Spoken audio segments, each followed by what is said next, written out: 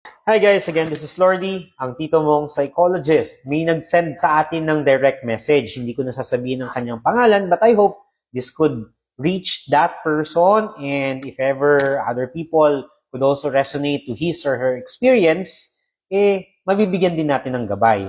Ang concern niya basically is kung kaya niya daw bang i-survive ang master's degree dahil nung undergraduate studies nila, since sila yung batch na tinamaan ng pandemic, hindi sila masyadong na-expose sa different psychological tools.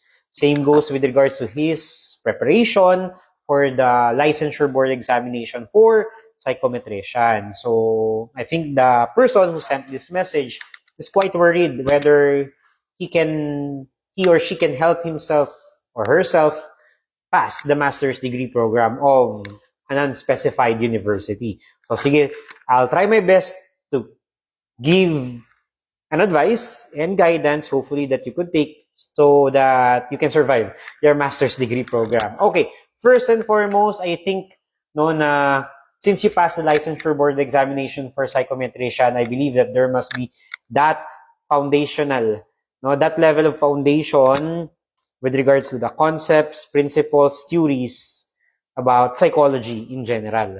Okay, so that's a good start. All right, if ever you think that you've been missing those information, I believe you have your reviewers, you have your lectures from the past that could serve as your reference to reorient yourself about those things.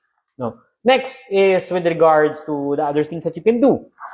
You can attend trainings, seminars, even review sessions, hopefully even from other institutions that could, again, give you an opportunity to reorient yourself about those practices.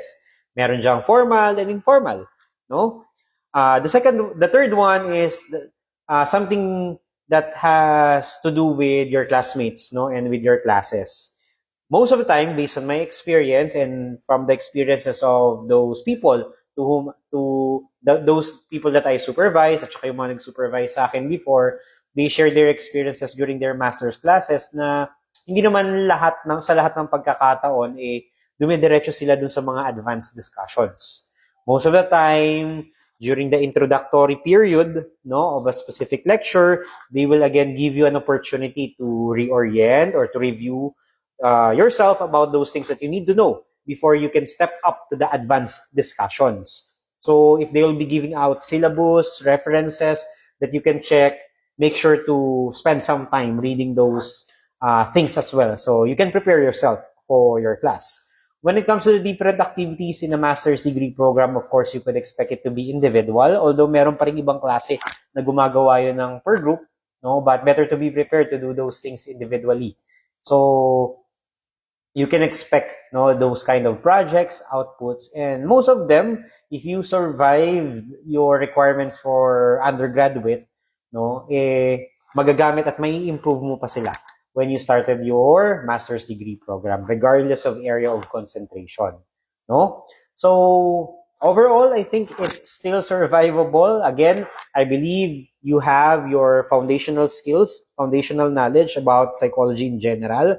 Kailangan mo lang ding i-open up yung foundations na yun so that it can be malleable to more information, more advances in the practice and application of psychology. Maraming salamat sa pagtatanong, and I hope this short video can give you some guidance. Again, this is Lordy, ang tito mong psychologist.